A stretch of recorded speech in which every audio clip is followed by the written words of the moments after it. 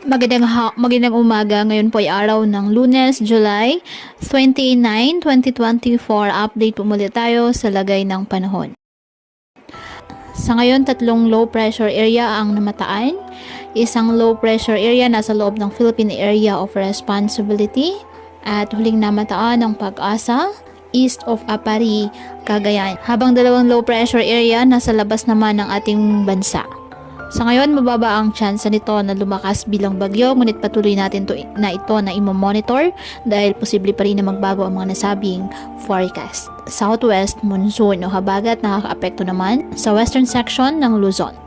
Ngayong araw, dahil po sa southwest monsoon, asahan ang maulap na halangitan na may kalat-kalat na pag-ulan at thunderstorm sa Metro Manila, Ilocos Region, Zambales, Bataan, Cavite, Laguna, Batangas, Occidental Mindoro at Northern Palawan.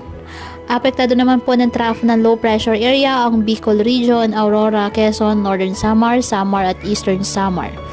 Kaya asahan din po ang maulap na halangitan na may kalat-kalat na mga pag-ulan at thunderstorms. Ang nalalabing bahagi ng ating bansa, apektado po ng mga localized thunderstorms, kaya asahan pa rin po ang mga isolated rain showers or thunderstorms. Kaya patuloy po natin na pag-iingat ang ating mga kababayan sa banta po ng mga pagbaha at pagguho ng lupa, lalo na po kapag may malalakas na ulan, at ugaliin na magdala palagi ng payong o kahit anumang panangga sa ulan sa tuwing lalabas po ng ating mga tahanan.